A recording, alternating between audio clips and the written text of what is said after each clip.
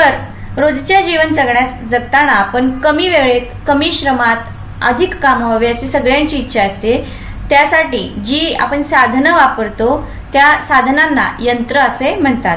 आता या चित्रामध्ये आपल्याला काही साधी साधी यंत्र अशी दिसत आहेत। यांच्यामध्ये फक्त एक किंवा दोनच असे त्या यंत्रांचे भाग दिसत आहेत। म्हणजे त्यांची जी रचना आहे ही अगदी साधी आहे, अगदी सोपी आहे, म्हणून अशा यंत्रांना आपण साधी यंत्रे असे म्हणतो। आता ही जी साधी यंत्रे आहेत ही हाताळायला देखील सहजपणे येतात, तसेच यांची दुरुस्ती देखील आपल्याला सहजपणे करता येते किंवा ती खराब होण्याची शक्यता किंवा बिघडण्याची शक्यता देखील कमी असते।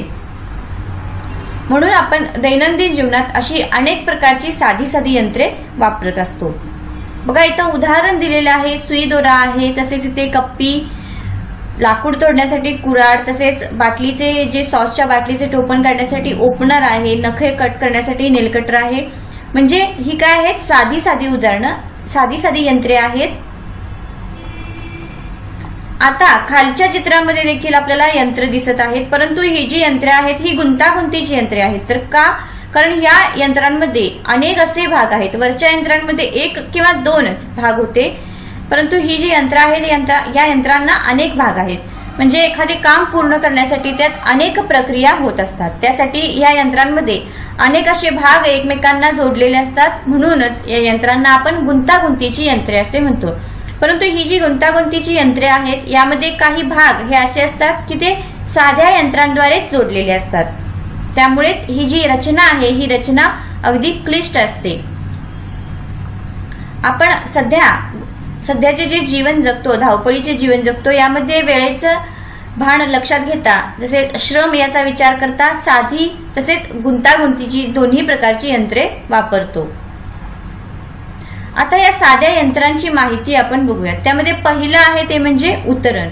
आता इथे या चित्राद्वारे आपल्याला दिसत आहे की या ट्रकमध्ये एक पिंप चढवायचा आहे, त्यासाठी 3 गोष्टी आपल्याला इथं दाखवलेल्या आहेत। पहिल्यामध्ये थोडीशी लांब उतरण घेतलेली आहे, लांब उंचीची घेतलेली आहे, आणि हा मुलगा म्हणजेच रवी, अ चित्रासद आहे, रवीने अ तर हमीदने ब फळी निवडली आहे आणि राहीने फळीच वापरलेली नाही।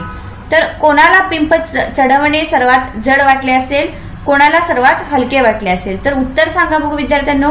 तर या ठिकाणी पिंप चढवणे हे सर्वात जड ब म्हणजेच हमीदला वाटले असेल, कारण त्याची ही जी उतरण आहे ही उंचीला जास्त आहे आणि ती जी उतरण आहे ती त्याच्यामधली जी उंची आहे ही जास्त आहे, आणि त्यामुळे त्याला जे वजन आहे ते वजन चढवताना जड वाटले असेल। परंतु अ चित्रामध्ये रवीची त्याची जी उतरण आहे ती लांबडी उतरण आहे, त्यामुळे त्याच्यातली जी उंची आहे ही उंची कमी झालेली आहे, त्यामुळे त्याला सर्वात हलके वाटले असेल।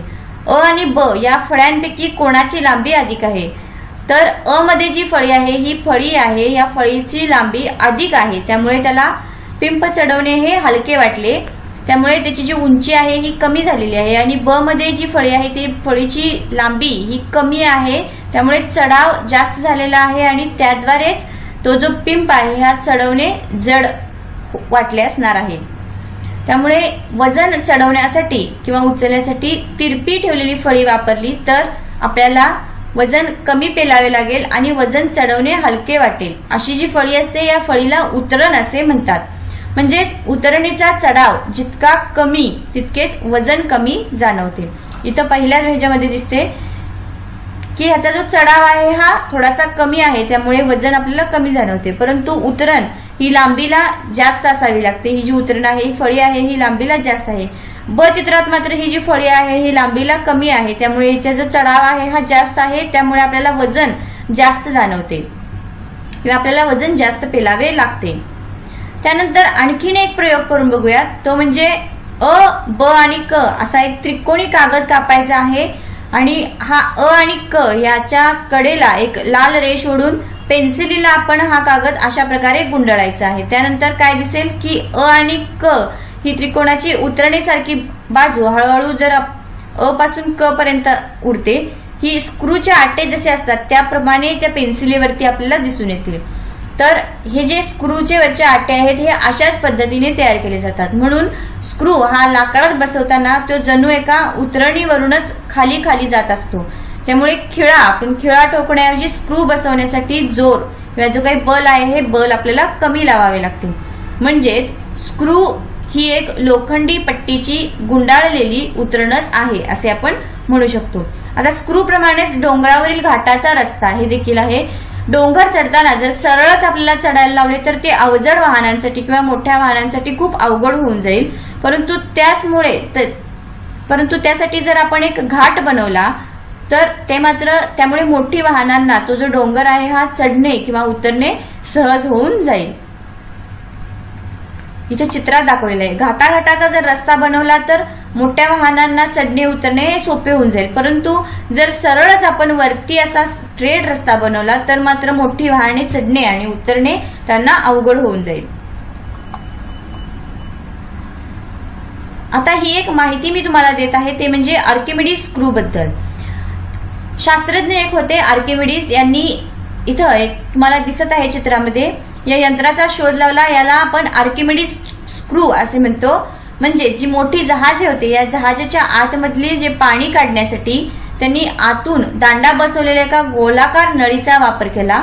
आतमध्ये हा दांडा बसवलेला आहे अशा नळीचा त्यांनी एक वापर केला आणि ही नळी 45 अंश कोनात पाण्यात ठेवली आणि तो जो दांडा आहे वरचा हा एका सपाट पृष्ठभागावर येईल अशा प्रकारे ठेवला.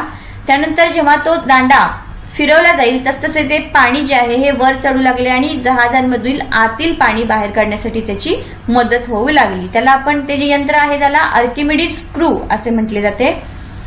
त्यानंतरचे साधे यंत्र बघूयात ते म्हणजे पाचर. लाकूड फोडण्यासाठी कुऱ्हाडीचा उपयोग होतो हे तुम्हाला माहितच असेल विद्यार्थ्यांनो. 2 उतरणी जोडल्या की एक धारदार अवजार तयार होते. अशा अवजाराला पाचर असे म्हणतात. पाचरचा उपयोग हा एखाद्या वस्तूचे 2 तुकडे करण्यासाठी किंवा चिकटलेल्या वस्तू आहेत या चिकटलेल्या वस्तू वेगळ्या करण्यासाठी केला जातो. त्याचप्रमाणे कुऱ्हाड, सुरी, पटाशी ही देखील पाचर या साध्या यंत्राची उदाहरणे आहेत.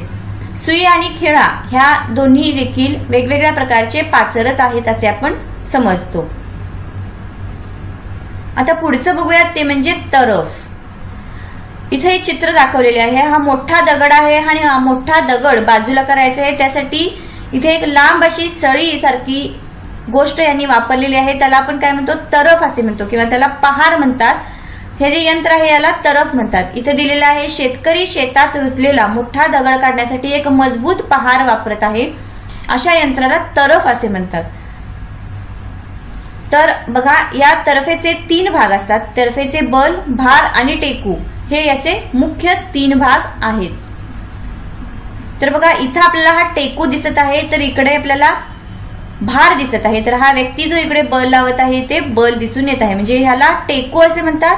हा झाला भार आणि हे तरफेचे बल हे याचे 3 भाग झालेले आहेत. जर पहिला मुद्दा आहे तो म्हणजे तरफेचा दांडा ज्याच्या आधारावर ठेवलेला असतो त्याला तरफेचा टेकू असे म्हणतात. तरफ टेकू भोवती फिरते म्हणजे इथे हा छोटा दगड दिसतो हा झाला तरफेचा टेकू. त्यानंतर तरफेने जी वस्तू उचलली जाते किंवा ज्या बलाविरुद्ध तरफ कार्य करते तिला भार म्हणतात. टेकू पासून भारपर्यंतच्या तरफेच्या भागाला भारभुजा असे म्हणतात. आता हा जो टेकू आहे हा टेकूसाठी इथं दगड ठेवलेला आहे. इथून इकडच्या भागाला भारभुजा असे म्हणतात आणि इकडे जे आपल्याला दिसत आहे म्हणजे जी वस्तू उचलण्यासाठी ज्या बलाविरुद्ध तरफ कार्य करत आहे तिला आपण भार असे म्हणतो. त्यानंतर वस्तू उचलण्यासाठी दांड्याच्या दुसऱ्या भागावर बल लावले जाते आणि टेकू पासून बलापर्यंतच्या तरफेच्या भागाला बलभुजा असे म्हणतात. म्हणजे हा झाला टेकू आणि इथं हा जो बल लावणारा व्यक्ती आहे म्हणजे इकडचा जो भाग आहे याला बलभुजा असे म्हटले जाते. बघा तरफेचे 3 भाग आहेत टेकू, बल आणि इकडे आहे हा भार. त्यासाठी देखील आपल्याला काही प्रयोग करून बघायचे आहेत. ते म्हणजे एक पेन्सिल घ्यायची आणि पट्टी. टेबलावरती एक पेन्सिल ठेवायची आणि तिला काटकोन करेल अशा पद्धतीने पट्टी ठेवायची आणि या पट्टीच्या एका टोकावरती तुम्हाला पेपरवेट ठेवायचे आहे तर दुसऱ्या टोकावरती बोटाने दाब द्यायचा आहे. त्यामुळे काय होईल तर पेपरवेट आहे हा उचलला जाईल. आता ही जी तरफ आपण बनवलेली आहे याला सुद्धा 3 भाग आहेत. ते म्हणजे भारबाजू, बलभुजा आणि टेकू. त्यामध्ये पेन्सिल जे आहे हे टेकू, जिकडे आपण पेपरवेट ठेवलेला आहे तिकडे भार असेल आणि बोटाने जिथे आपण दाब देत आहोत ते आहे बल. जसजसे आता काय करायचं आहे आपण की जो पेपर वेटचे आहे आणि पेन्सिलचे मधले जे अंतर आहे हे एक 4-4 सेंटीमीटरने वाढवत जायचं आहे. मग प्रत्येकी अंतरावरून पेपर वेट उचलला जातो का ह्याचं निरीक्षण करायचं आहे. जेव्हा भारभुजाच्या तुलनेत बलभुजा जसजशी लांब होत जाते तसतसे पेपर वेट उचलण्यासाठी आपल्याला कमी बल लावावे लागते हे आपल्याला दिसून येईल. हा झाला तर्फेचा पहिला प्रकार. त्यानंतर दुसरा प्रकार आपण बघूयात, तो म्हणजे बघा इथे सॉसची एक बाटली दिसत आहे, त्यासाठी आपल्याला ह्या ओपनरचा उपयोग आपण करत आहोत. यामध्ये इथे आपल्याला कडेला टेकू दिसत आहे, तर मध्ये भार लावलेला आहे. भार आहे तो टोपण निघण्यासाठी आणि इकडे एका कडेला आपण बल लावत आहोत. म्हणजेच ओपनर झाकणावर टेकवून घट्ट बसवलेले झाकण काढण्यासाठी आपण ओपनरच्या विरुद्ध टोकावर बल लावून ते वर ओढतो, तेव्हा झाकणही वर ओढले जाते. या ठिकाणी बघा बल इथं आहे तर भार आपल्याला इथं आहे आणि टेकू हा टोपणाचे जे घट्ट टोपण आहे किंवा बाटलीचे जे टोपण आहे ह्याच्यावरती आपण टेकू धरलेला आहे. आणि तिसरा प्रकार आहे तो म्हणजे एखादी वस्तू आपल्याला चिमट्याने पकडायची असेल तर चिमट्याच्या दोन्ही भुजांना टोकाला वजन म्हणजेच भार असते. आता या दोन भुजांच्या मधल्या भागावरती आपण बल लावतो, म्हणजेच बल हे तर्फेच्या मध्यभागावर लावले जाते. टेकू आणि भार हे तर्फेच्या दोन्ही टोकांवरती असतात. आता टेकू हा इकडे कडेला दिसत आहे तर भार इकडच्या कडेला दिसत आहे आणि बल आपण मध्ये लावलेला आहे. यावरून बल, टेकू आणि भार यांच्या स्थानावरून ही जी तर्फ आहे या तर्फेचे 3 प्रकार पडतात.